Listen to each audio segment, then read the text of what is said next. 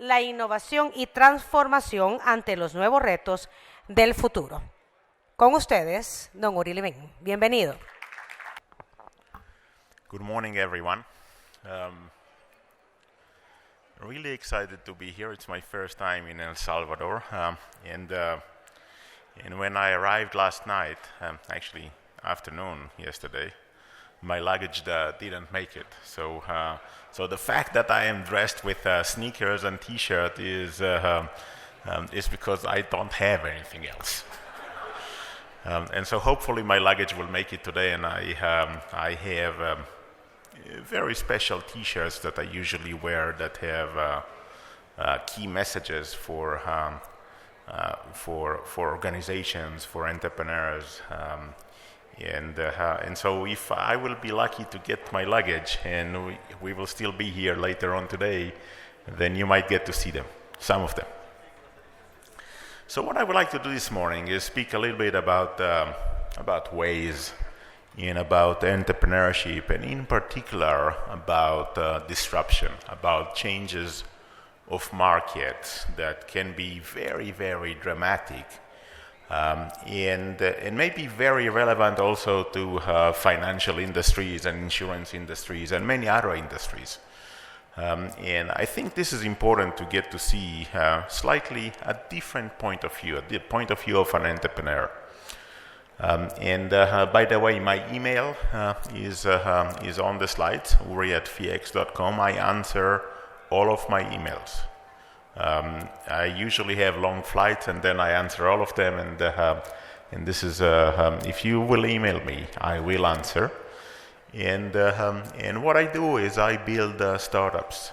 That's what I do. I have actually about 10 of them already, and I keep on building startups. So usually entrepreneurship start with a very strong feeling, very strong emotion. So maybe you run into something that you really like, or you run into something that you really hate. So I hate traffic jams. If anyone had any doubt about that, I hate traffic jams. This is why I built Waze. And you start with realizing that, okay, this is something that I don't like and I want to change that. And you start to build your dream. And you develop a passion to change that. And immediately after you decide that this is what you're going to do, you realize that there is a lot of sacrifice that you will need to do. And there is a lot of effort and resources that you will need to put into that. And the journey itself is a roller coaster journey, right? So there are ups and downs, and sometimes even on the same day. And I'd like to quote here. So one of the greatest venture capitals in the U.S. is Andreessen Horowitz. And Ben Horowitz used to say, he used to be a CEO of a startup, and one day he was asked if he is sleeping well at night as a CEO of a startup. And he said, oh yeah, I slept like a baby. I woke up every 2 hours and cried. and that's the reality, right? So if you're running a business that is in a stable state, there are waves of changes, right? But there are no ups and downs like the same day, right? And at the same time, for an entrepreneur, there is no doubt what's next. It's always the next startup. In most cases, if you'll ask an entrepreneur, so this startup of yours is very interesting, what are you going to do after that? They will tell you, I'm going to build the next startup. And then if you would ask them, so this next startup of yours, what it's all about, they actually know. And so we launched Waze in 2009 in Israel. We started that in 2008, or the journey started even before that. But we launched the service in 2009. When we launched, I already knew that my next startup is going to deal with financial fees. And when I got to build that in 2013, I already knew that I'm going to build the next one and the next one and the next one and so forth. So I want you to think for a second of building a startup as exactly like falling in love. Right, so there are many ideas that you think of, and eventually there is one idea that you say, this is the one idea that I'm going to focus on. Or you go to many dates, and eventually there is the one that you say, she is the one. And at the beginning, you only want to spend time with your date. You don't want to see anyone else. or you only thinking about your own idea from different perspective, right? So you think about it from the problem you're going to solve and the solution and the team that you're going to build and the end of the dream and the go-to-market, different aspects, until you actually in love and you feel confident enough with the idea, and then you go and tell your friends. And the first reaction, by the way, is going to be, it will never work, right? Or you will hear things like, this is the stupidest idea that I ever heard. Or the first time that you take your date to meet your friends, and they will say, she's not for you, right? This is exactly the time to disengage from your friends. You really need to be in love, right? If you think about it as a roller coaster and you think about it as a journey that will have a lot of obstacles, then you really need to be in love with what you're going to do in order to go through the hardship of the journey. And the journey itself has a lot of ups and downs, but in particular, there is a long period of time of lack of traction. So you try something and you think, okay, I'm going to build a product and then they will come. And you build a product and they're not. And so I want you to imagine that like crossing a desert. And there's only sand around you, and you walk all day and there's still only sand around you, right? And you go to sleep at night, you wake up in the morning, only sand around you. You don't even pay attention to the fact that you're making progress. But you are making baby steps. You are making progress slowly, slowly, slowly. And eventually you will get out of the desert. There are two things that you don't want to happen while you are in the middle of the desert. You don't want to change direction, because then you might be ending up going in circles in the middle of the desert, and this is not a good idea. And the other thing is that if you run out of fuel or if you run out of money for your startup in the middle of the desert, then fuel is very expensive in the middle of the desert. At the same time, at the end of the day, the journey is a journey of failures. Now, this is critical, right? Because, in reality, we're trying to do something new that no one did before. And so what happened is that we want to think that we know exactly what we are doing, and we're acting like we know exactly what we are doing, but we don't. And so we try. And so we try one thing and it doesn't work, and we try a different thing and it doesn't work, and we keep on trying different things until we find one thing that does work. And that actually buys us the ticket for the next part of the journey. So if initially it's about product market fit, then now I need to figure out, so how do I scale? And it's a journey by itself. And how do I make money out of that? And it's a journey by itself. Now this is very important. Journey of failures. So if you're afraid to fail, then in reality, you already failed, because you're not going to go into this journey. Now, by the way, when I travel a lot to Latin America, and I've been to many of the countries in Central America and most of the countries in Latin America, and in a lot of cases visiting entrepreneurship organizations or conferences and so forth. And one of the biggest problems is that the fear of failure is relatively high. People are afraid to fail. And if you're afraid to fail, then you're simply not going to take this path. And the result is that we are not going to have enough entrepreneurs. And at the end of the day, entrepreneurs will change the world. So I want you to think for a second, just for a second, on your own working place, and roll back into the history to the time that it was a startup, right? When it was just started. Someone was an entrepreneur at the beginning of the day and decided to do something new, to build something completely new. And we need that in order to build better future for all of us. Now, at the same time, I would say, if this is a journey of failure, then in many cases, we would like to celebrate a lot of things. And so we will celebrate anything that happens for the first time, right? So the first employee, the first user, the first version of the product, the first time that we move into an office, we're going to celebrate that.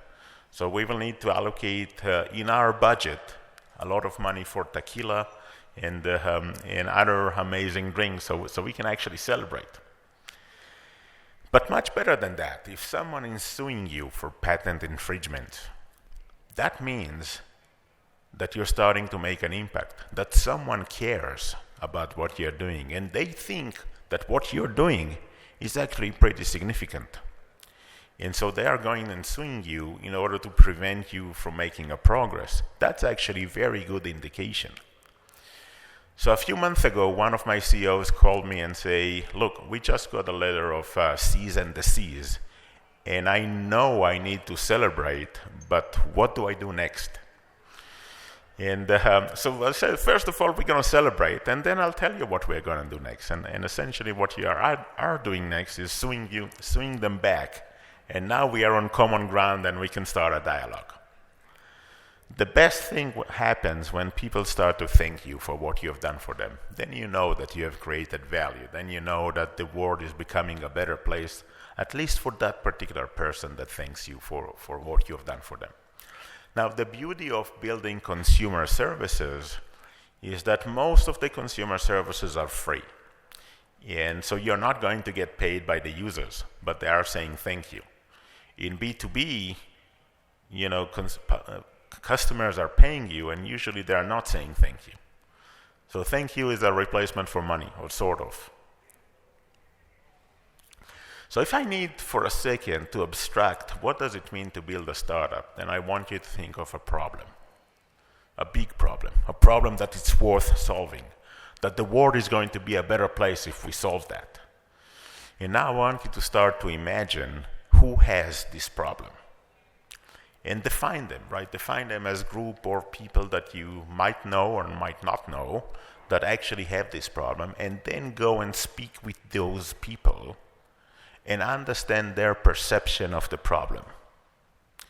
If you understand the problem and understand the perception of the problem, whatever you're going to build is going to be valuable.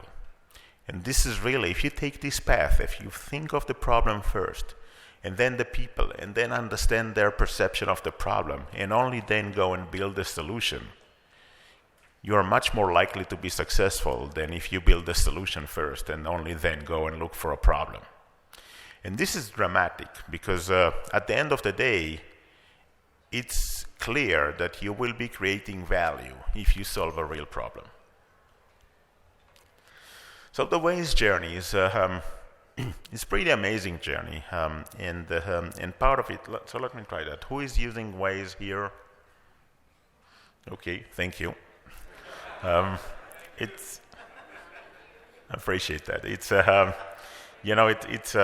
Waze turns out to be very successful in Latin America, and part of it is in some places in Latin America, traffic jams are really, really bad, and no one is doing anything to solve that. And so it turns out that if you're in Mexico or San Paulo or Bogota or Santiago or many of the really large cities, you cannot even drive without Waze. You cannot even estimate how long it's going to take you. And when we started, this is exactly what we had in our mind. We wanted to help drivers to avoid traffic jams. That was our mission. That was the problem we're trying to solve, traffic jams. But the magic of Waze relies underneath the underlying assumptions. And so everything that Waze is using is created by the drivers. So essentially, Waze is a red social de conductores para conductores. And this is really important, right? So we, the driver, help the rest of the drivers to avoid traffic jams. And so when we started,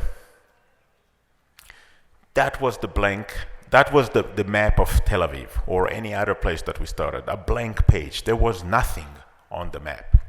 And when the first driver drove, we collected the GPS data from the device, and if we will take this data and draw that on the blank page, this is what we're going to get. Now, if we take that from a lot of drivers, we are starting to get something that looks like a map, right? If I will tell you that this is a a traffic circle in the middle, then it is a traffic circle in the middle, right? And you can tell the difference between a main street and a different street because of the density of the data. And if there is an intersection that no one is making left turn, then no left turn is allowed, right? And if there is a road that there are 100 people going into one direction and no one else coming the other direction, that will be one-way street, right? Pretty straightforward. If there is a road that there are 100 people going into one direction and only 2 coming the other direction, that turns out to be one-way street in Tel Aviv. And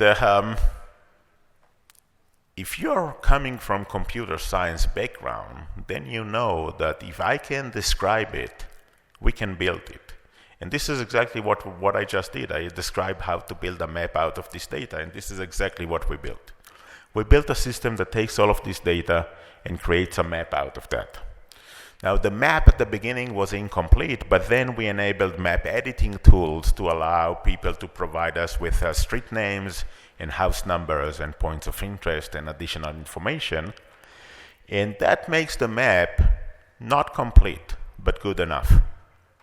Now, at this phase, if we will have someone that is driving slow, then we can figure out that there is a traffic jam here. And if we have a lot of drivers all over, then we can figure out where all traffic jams are, and we can start helping people to avoid traffic jams. And this is really the magic of Waze, that we, the drivers, creating all the data that we, the drivers, need to avoid traffic jams and speed traps. And that's really the magic of Waze, and that's what has enabled us to actually go and deploy that everywhere. Now, what we are seeing in this video is how the map was created in a few places in Eastern Europe. And you can see the date at the bottom there, beginning of 2010. It took about maybe 6 months for the map to become good enough. By the way, if you are curious, then this is how the map was created here in San Salvador. This is how the map was created nearly everywhere. And now it's zooming in into the center area. And essentially about 6 months for the map to become good enough. Now I want you to think about it. Free and good enough wins the market. You don't need anything else. If you try to build something that is perfect and someone else is going to be good enough, that someone else is going to win the market. You might have a better product, but no one cares. So this is the magic of Waze. Now the journey was much harder. And essentially, we started in 2007. And it was Ehud Shabtai, the CTO of Waze, Amir, and myself that decided that this is what we're going to build. And Ehud built the concept of creating the map as you drive, running on a PDA. Remember? Long time ago, there were dinosaurs and then PDAs. And now we have iPhones and Android phones, and the previous generation, the PDAs, is 10 years ago. This is it, right? This is the pace of innovation. Now I want you to imagine what happens in this decade and what is going to happen in the next decade. So if I will come here 10 years from now, and I will meet you again on this stage, I will need to remind you that 10 years ago, we used to have iPhones and Android phones and things like that. We're going to have something completely different. Now, the only problem is that we don't know what, right? If we would know, then we will build it. But this is the pace of innovation. And when you start to think of chunks of a decade, of 10 years, then you start to tell yourself, okay, iPhone is exactly 10 years old, so there was no iPhone 10 years ago. Facebook is a little bit older, it's 12 or 13 years. Uber is less than 10 years. Waze is less than 10 years. So many of those things are less than 10 years, right? If you start to think of 20 years, then Google was not even here. Amazon was not even here. So is that possible that 10 years from now there will be companies at the order of magnitude of Facebook or Uber or things like that we don't even know, it's not possible. It's definitely. This is how things fast. This is how fast things are moving. So we started in 2007 when we sat down in the living room and decided that we're going to build Waze, and then we went to raise money to start the startup, right? And so we go to the first venture capitals in Israel, and there are a lot of venture capitals in Israel, and I actually know a lot of them, and they said no, and no, and no, and no, and I heard so many no's. It took us 6 months to actually get to hear the first yes, and eventually we only raised capital at the beginning of 2008. And then we started the journey by recruiting people and starting to build the product that we wanted. And so the product was launched in Israel 2009, and then we realized that it's actually working pretty much pretty good. And so we decided that we're going to launch the product everywhere. And so we launched the product at the beginning of 2010, and that was actually available everywhere in the world in 2010. But it didn't work. So remember this slide? So this is the desert for us. It didn't work. And it was maybe good enough in a few places in Eastern Europe, and maybe good enough actually in Ecuador because we had an amazing partner there. But rest of the world, it didn't work, right? If you'll take Waze in 2010 in the US, it was not good enough. If you'll try that anywhere in Europe, it was not good enough. If you'll try that in Latin America, in most cases, it was not good enough. If you'll try that in Japan, it's still not good enough. And here's the problem, right? So we launched the product. We saw that it's working in Tel Aviv, so we figure out it's going to work everywhere, and it's not. And so we started to ask the drivers what doesn't work for them, and they gave us all the reasons, all the feedbacks that we wanted. And so we go back into the drawing table and build the next version that is going to solve all the issues that we heard. And we launch the next version, and we know that this is it, and it's not. And so we go iteration after iteration after iteration after iteration throughout the entire year of 2010, and each one of them is making a tiny progress in terms of how people are satisfied. But eventually, it turns out to be good enough. And only at the beginning of 2011, we are starting to see the traction. We're starting to see people that are actually using the product and keep on using the product. And that was in the US, it was in Los Angeles first, and then in San Francisco, and Atlanta, and Washington, D.C., and one metropolitan after that. And in Europe, it was Italy first, and then Netherlands, and France, and Spain, and Sweden, and one country after that.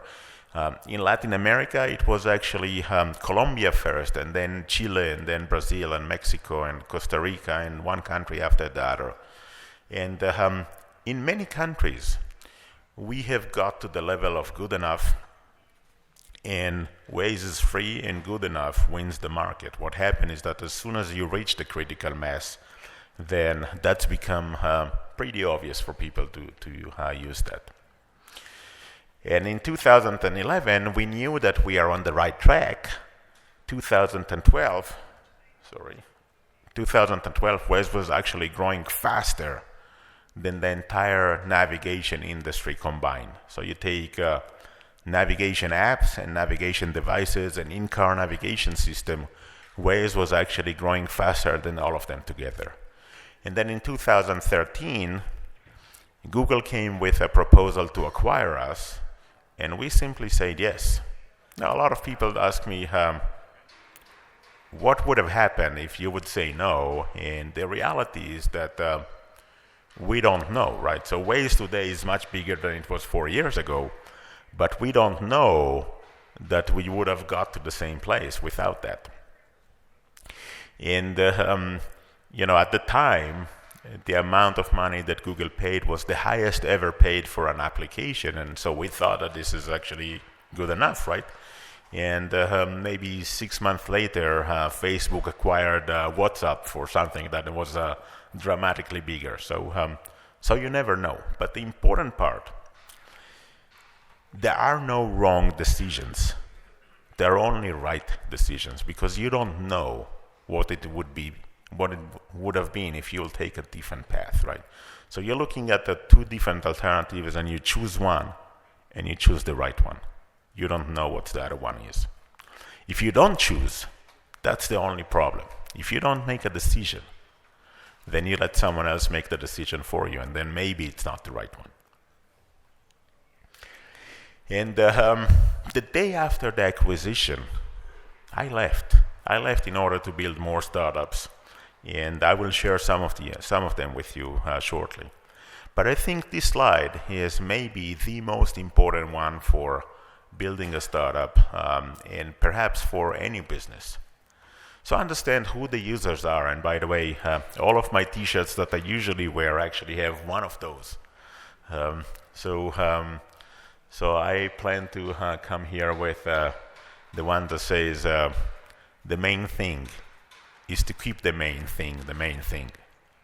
Very challenging to remain focused. But the first one is who are the users and what's their perception of the problem. If you don't understand that, if you still believe that you know that because you knew that long time ago, and you don't think it's going to change, it does change. If you lose track of the users, you will lose them eventually. Making mistakes fast, right? So we already established the concept that good enough wins, right? The biggest enemy of good enough is perfect. If you try to build something perfect, someone else is going to be simply good enough and will take the market away. And so to a certain extent, I would say that product development starts after you launch. This is when you start to learn faster. This is when you start to get feedback from the users. If you are in the lab and keep on building and keep on doing iterations on the product, you are not making any progress. You're building a prototype that reflects your own perception. But you need to build a product that actually satisfies the perception of most of the users. The DNA and the mission defines the journey. At the end of the day, remember that when you start a startup, you actually build a working place as well. And it's your opportunity to decide what are the value and what is the DNA of this place. And at the end of the day, the DNA and the mission that you have are going to define if the journey is going to be one that you it's a dream journey or a nightmare journey. Fall in love with the problem, not the solution. Look, as long as you remain focused on the problem, you are more likely to become the market leader. The day that you stop thinking of the problem and starting to fall in love with your own solution, this is where you're going to lose the market leadership. Now, the last bullet is very critical, and because I keep on building startups, I ran into a lot of entrepreneurs, and I spoke with about 20 CEOs of startups in the last year that their last startup failed. And I asked them why. And half of them said the team was not right. And so I asked them, what do you mean the team was not right? And then some of them said, okay, we had some of us were not good enough in what we were supposed to do. Some of them said we had communication issues, which I call ego management issue. One of them said, we were 3 engineers, we all had the same skill set, and we needed diversification. So different reasons of the team was not right. And then I asked them the more interesting questions. When did you know that the team is not right? And all of them knew within the first month. Some of them said, one of them said before we even started, but they all knew in the first month that the team is not right. And so the problem is not that the team is not right. The problem is that the CEO did not make the right and the hard decision. Now, making easy decisions is easy. Making hard decisions is hard. And so the problem is that, and because it's hard, no one wants to make those decisions. Right? So usually they will go in the organization all the way to the top. And if the CEO does not make that decision, it's a major problem. And it's a major problem for the following reason, right? So if If you know that the team is not right, everyone else knows that the team is not right as well. And if you don't do anything about it, then the rest of the team, what they're thinking of is, okay, there are two options, right? Number one, CEO doesn't know, which means CEO is stupid. This is not good. Number two, CEO does know and still doesn't do anything. It's even worse, the CEO lacks the leadership to lead. At both cases, the result will be the same. The key performance people would leave because they have a choice and because they don't want to be in a place that is not making hard decisions. In both cases, if you're not making the hard decisions, the organization will actually go downhill. Now, this is not easy, right? So if some of you dream to be a CEO, then remember that you will be crying at night. So I want to speak for a second about disruption. In disruption, I hear the terms disruptive technology many times. It's not about technology.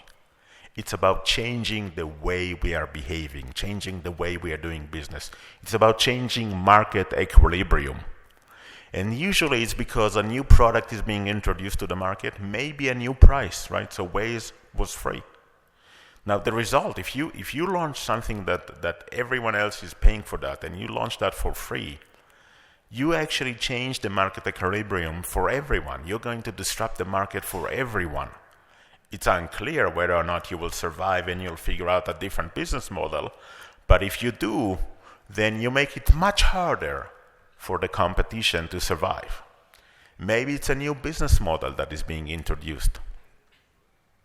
So, last night I got an email from someone, from an entrepreneur, and he told me, look, I'm gonna change the business model for gyms. So gym, the business model is that you're making an annual subscription, and usually you don't go there that often, and this is why they can actually sell a lot of subscriptions, even though that the gym is relatively small. And he is trying to build an on-demand gym that you pay as you go, right? And so we'll see. It's a different business model, and if this business model is going to be successful, then the entire market for the rest of the gyms is going to be shaken. And maybe it's a new knowledge that is being introduced and change either the demand or the supply of something, of a market. And disruptors, they're always newcomers. No one is going to disrupt their own market. No one is going to disrupt their own market. They have too much to lose. And therefore, we need someone from outside the market to come and disrupt the market. Now, it could be an entrepreneur, but it could be an international player moving into the local market, introducing something that is completely new and actually disrupting the local market for everyone because they have nothing to lose. They don't have a position in the market. And so if you don't have a position in the market, you don't care to try new things. You don't care to try something that you wouldn't dare to try that in your own market, in the key market. And this is something that very, very important to remember. So start to think of your own organization and ask yourself, so how can I disrupt the market? Or what if the market is due for disruption? What can I do? And there are many things that you can do. But the underlying assumption is that you are going to disrupt your own market, it doesn't work. And so some markets are really calling for disruptions, right? So if information is not available, right? If there is a middleman, usually it's a cover-up for inefficiency of the market, inefficiency of flow of information. And so if the market has that, it's actually calling for disruption, where the price is dramatically different than the value. And by the way, I'm going to show you some examples of how insurance markets can be disrupted, how financial markets can be disrupted, how many markets can be disrupted. Relatively easy, right? Just with a different perspective on where is the equilibrium and how can we shift that dramatically. Maybe there are regulations that simply don't work, right? So So imagine that you travel to Europe and you buy things, you're actually entitled to get the VAT back.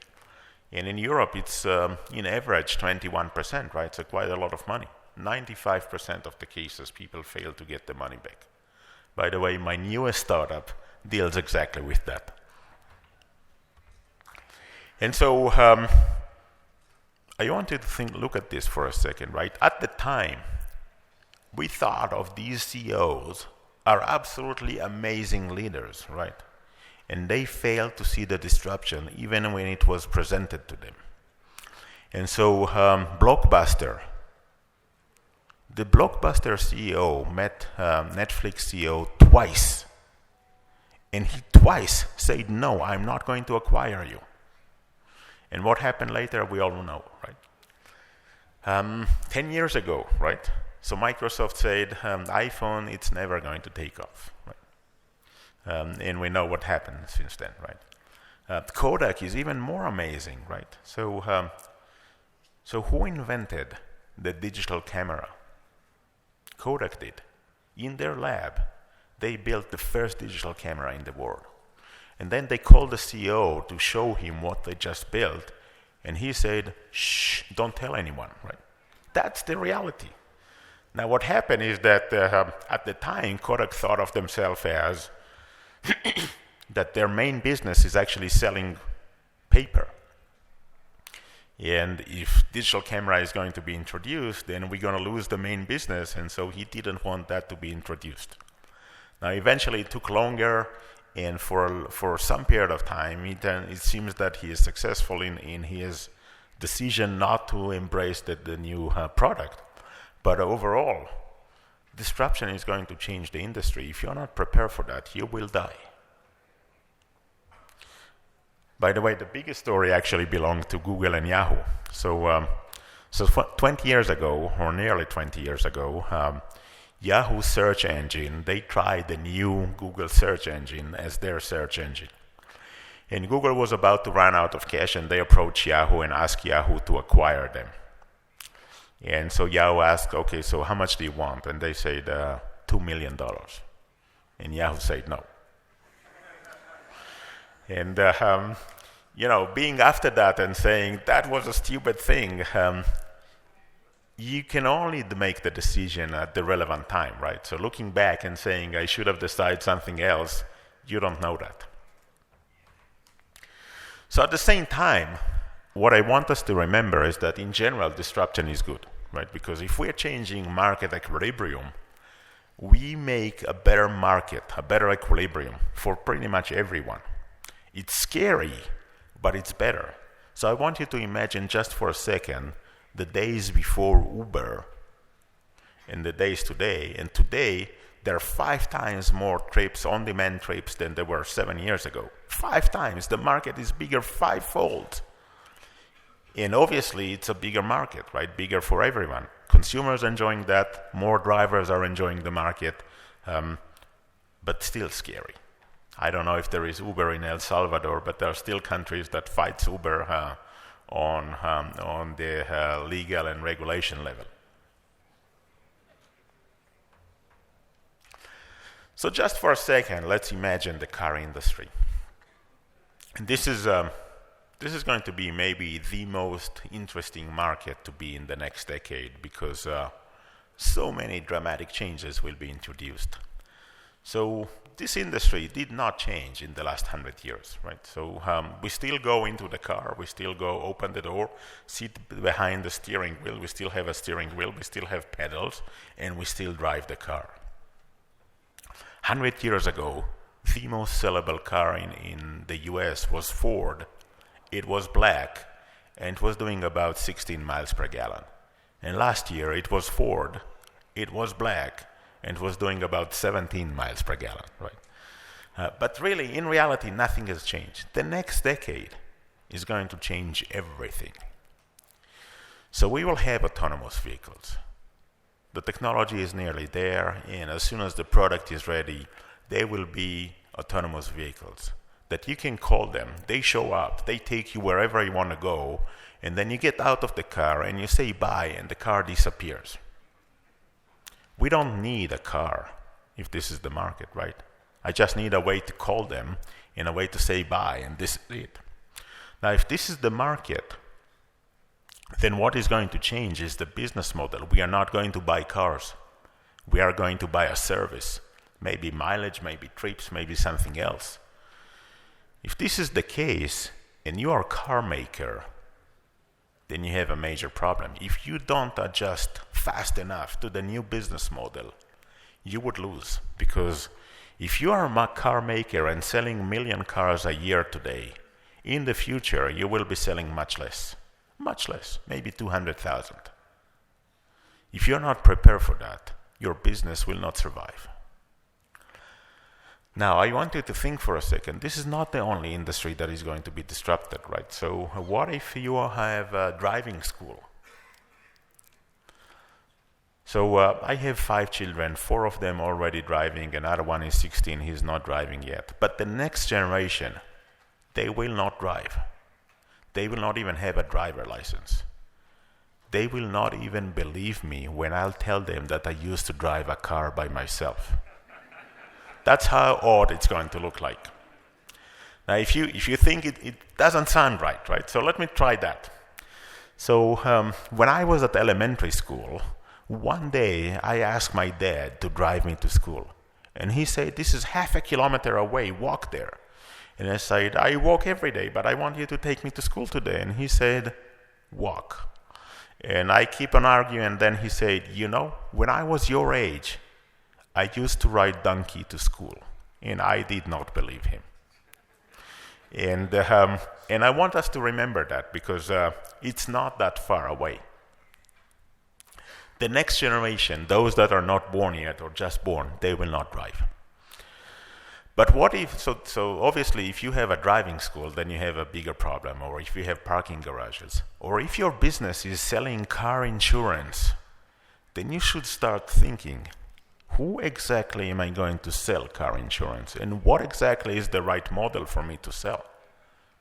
Right? If the model that you're using is the same model that you're using today, it's not good. You will go bankrupt.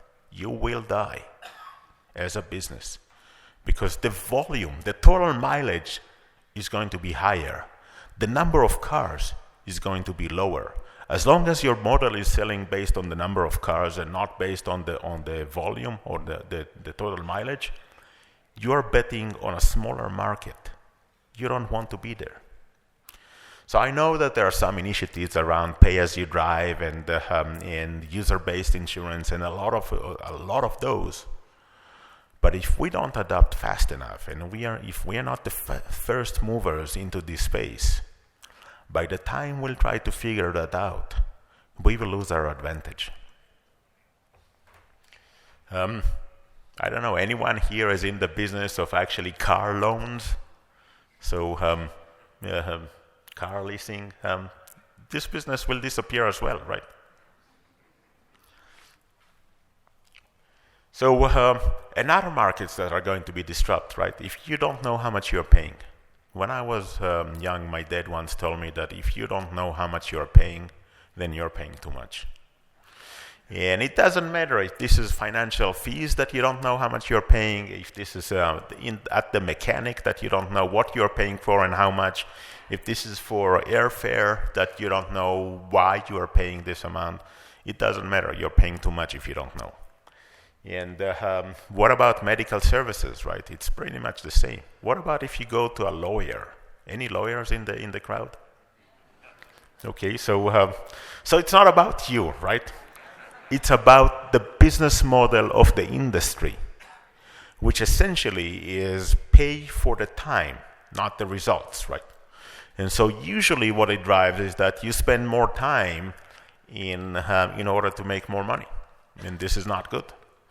And so someone will eventually disrupt that. Many areas of the insurance industry that can be easily disrupted. So we mentioned one of them, right? Car insurance. If this is going to disappear, or if the model is going to be changed, if you don't change fast enough, it's going to be a major problem.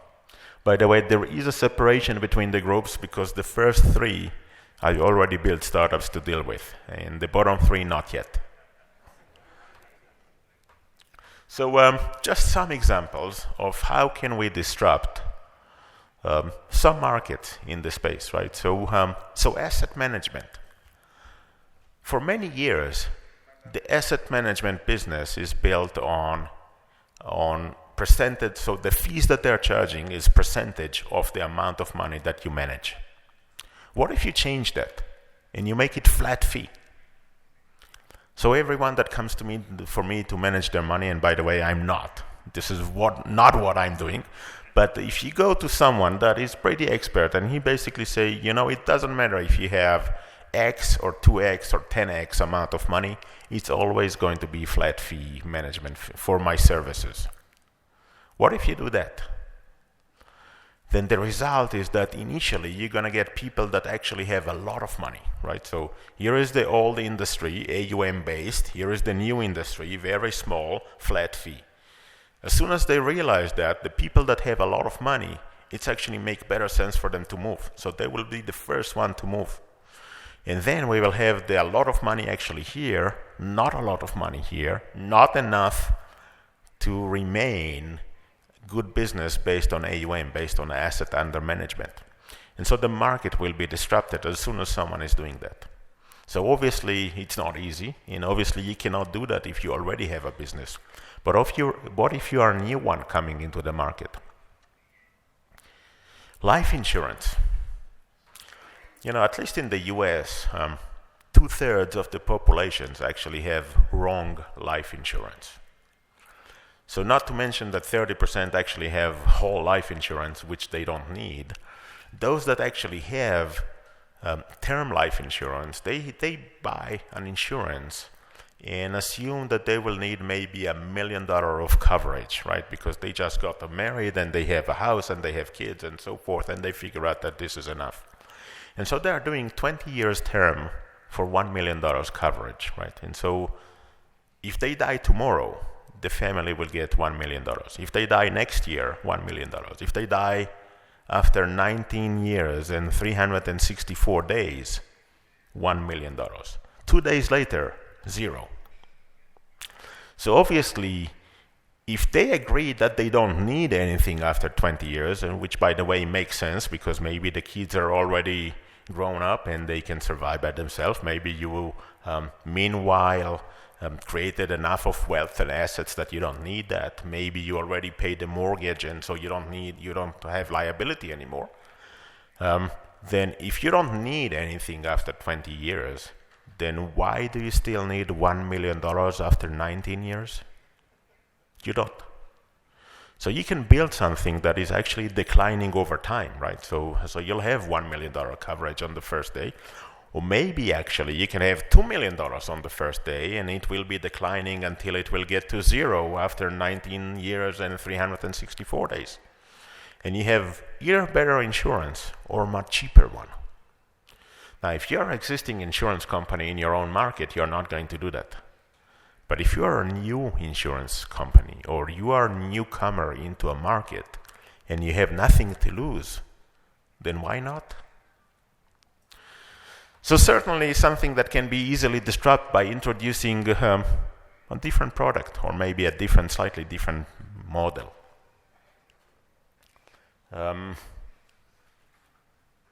So transparency. One of the things that we need to realize is that we are in the market that there are no more secrets, right? If our business relies on the fact that we know and no one else knows, this is not sustainable. The flow of information today is very, very fast. And by the way, someone on the consumer side, some of the underlying assumptions of the financial markets, these are the ones that we need to ask ourselves whether or not they're still valid. So for example, we all know that insurance and financial products are a seller's market, right? No one is buying them. We need to sell them. What if this change? What if we can actually convince the market? What if we assume that people don't switch? Right? This is what we assume today. Because this is the reality, right? I still have the same bank account that I opened when I was 16 years old. So this is 36 years ago. But I look at my kids, and they never saw the branch from the inside. They don't even know where it is. Everything that they're doing is through the mobile device. They don't care about the brand of the bank, or about the brand of the insurance company, or about the name of the insurance agent. They don't care. And so if we still assume this is how we are doing business, and the reality is that for the next generation this does not apply, we will get stuck there. And this is true for many aspects of the markets, right? So we assume that less than 10% are buying every year, that making purchase decision of either financial products or insurance or mortgage or whatever a year. What if we change that? What if we make everyone to rethink and reconsider their purchases? Then all of a sudden everything that we assume as assets, our customers, is not. So this is me, or at least in the picture there is a thinner version of me. And I am a serial parallel entrepreneur. I build startups. I focus mostly on big problems in consumer services. So I'm trying to make it a better world for everyone and make a bigger impact. And so if I can create a lot of value to a lot of people, then I will be a happy person. And this is exactly what I'm trying to do. Here are my startups. So Waze, we all know Waze.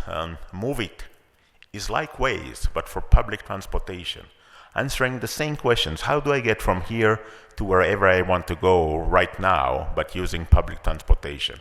And actually even more important in terms of solving traffic jams. It's actually growing faster than Waze. So this is one of the amazing things. Move It is now in about 1,500 metropolitan areas around the world, and with more than 100 million people, growing faster than Waze. FIDES deals with the biggest secret in the world, financial fees. In the US alone, there are $600 billion of financial fees every year, 600 billion. Now you start to think about that as an order of magnitude, and then for a second you think about the GDP of El Salvador. Okay, this is much more. You think about the GDP of Chile, it's more than that. You think of the GDP of Colombia, it's about the same order of magnitude, right? So a country by itself of financial fees. The biggest problem is that people don't know that they're paying them. If I will ask 100 Americans how much fees you're paying on your retirement plan, if I will find one person that knows, that's our lucky day. People don't know. And we already established that, right? My dad used to say, if you don't know how much you're paying, then you're paying too much, right? And that's the reality. Now, we think of, okay, so I have my retirement plan and I'm paying 1% a year. It's not a big deal. It's year after year after year with the accumulations and the compound effect of that. This is going to end up as 1/3 of your lifetime saving. 1/3 of your lifetime saving that you will be paying in fees, and you don't even know that. So this is why we built FIDES. By the way, I mentioned earlier, 2008 was a terrible year on the market. Beginning of 2009, I get my annual statement in Israel of my retirement plan, and I lost 20% on the market, and in addition, they charged me 1.5% fees for losing money. Now, I was actually upset, not with the fact that I paid those fees, with the fact that I didn't know. And so I started to ask my friends how much fees you're paying, and none of them knew. None of my friends, and I asked about 15 of them. None of them knew. And so if no one knows, that's a secret, right? That's the definition of a secret. And this is where I decided that my next startup is going to deal with that. Rumor is a marketplace for non-refundable hotel reservation. So just imagine that you make travel plans, you make hotel reservation, then you change your plans and you get stuck with reservations that you cannot use. Then simply sell the reservation to someone else and recover some of the losses. And someone else is going to enjoy that because it's going to be less expensive. And by the way, hotels like that as well, because 30% of the revenues are incidentals, right? So food and beverages and so forth. So they prefer occupancy versus vacancy. Zik, another marketplace for store credit. So imagine that you return something to the store and you get store credit that you can use within the chain. 30% of those never being used. Something bad happened to them, right? They expire, they disappear, something bad happened to them. These 30% is $100 billion a year of real money that no one is using. By the way, is that an opportunity to insure those? Actually, yes. Very, very powerful opportunity to insure those. If you register them, then you can actually sell them if people are not going to use them. So this is Zik. Angie deals with the frustrations of going to the mechanic. If I will take my car to the mechanic, whatever they will say, I'll say okay, because I don't know. If they will tell me that I need to replace the carburetor in my car, then I will say okay, then replace the carburetor, right? Now the only problem is that there is no carburetor in my car. They don't make cars with carburetors anymore. But I don't know that, right? And so Angie is an app running on the smartphones, connects to the car computer, doing the diagnostics for you, telling you what's wrong, and then asking mechanic to quote to repair that. So really it's about the knowledge, right? That's the only thing that we change. We give the consumers, the drivers, the knowledge of what's going on and to enable them to do price comparison. As soon as you do that, you change market equilibrium. Fairfly deals with the biggest secret in the travel industry, and this is what happened to airfare after you book your flight. Now, before, we all know, right? So we compare prices and we check alternatives and we see that prices are going up and down, and then we make the reservation, and then what? We don't do anything, but the prices keep on going up and down. And so what Fairfly does, monitor your own itinerary. And if this is the price that you paid, and this is cancellation fees, if the price drops here, you're actually leaving money on the table. And so you can actually rebook the same flight at a cheaper price. And so this is exactly what Fairfly is doing. Refunded deals with the VAT refund as tourists when we travel abroad. And today, 95% of the cases it doesn't work. There is always something bad, right? So maybe the line for the customers are too long. Maybe you go there and your flight is at the middle of the night and it's closed. Maybe you go there and they tell you that you should have brought a different form from the store. 95% of the cases, people wanted to get their money back, but they don't. And so I'm building that as an app. That all you have to do is scan the receipt, scan the product, scan the boarding pass, and scan the passport, and get your money. This is it. And it's not up and running yet, but pretty soon it will. And I keep on building different startups. Every year, 1 or 2 new startups, depending on the year. And this is what I do. So what? So your market is about to be disrupted. So I scare you off. So what shall you do? So here are some of the thinking that you should be actually starting to think of them. So for a second, I want you to think of yourself as an entrepreneur and answer the questions. If you are going to disrupt your own business, so get out of the business, right? You're not there anymore. You are an entrepreneur in this industry. You are going to disrupt the industry. What would you do? And in reality, when you start to think about it from a different perspective, then you actually do have an approach. You do have a point of view of how the market can be disrupted. Now, you're not going to do that. Probably not. Maybe you do, then this is absolutely amazing. But if someone is going to come to you with the same story, then you know that they're right. Then you know that they're going to be successful. Then you should actually support them, invest in them, encourage them, help them to become successful, and make sure when that transition happens, you actually move to the new market or to the disrupted market on time as a leadership position. Because this is the opportunity for the market to change and for you to become the leader of the new market. Now, the new market is bigger than the current one, because otherwise the market will not be disrupted. So maybe one more story. And by the way, again, my email is still there and it hasn't changed, and I still do answer all of them. So during the Waze years and after that, I heard a lot of stories, and a lot of people come to thank you for what Waze have done for them. And about a year ago, and I heard a lot of stories around traffics and speeding tickets and so forth, but about a year ago, someone came to me and say, "Thank you, you saved my marriage." And I said, "What?" I said, "Well, because of Waze, we don't argue anymore for getting directions, so you saved my marriage." So I turns out to be a marriage consultant as well. But I own the best story to my son. One of my kids is 19 years old, and he really likes to drive. He would take the car. If he will need to go to the hotel, he will take the car and drive there. And so one day, I asked him to drive me to the airport. And he said, "My phone is broken, I can't." And I said, "What do you mean you can't? Here's the car, here are the keys, drive me to the airport." And he said, "My phone is broken, I don't know how to get there." And so I was scratching my head for a second, and then I said, "You know what? I'm going to be in the car with you, and I'll tell you how to get there."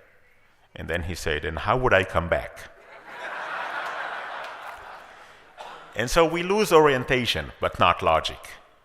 And by the way, we don't remember phone numbers anymore, right? So, and if you start to try to figure out which phone numbers you are actually remember, those that you still remember when you were a kid. Thank you.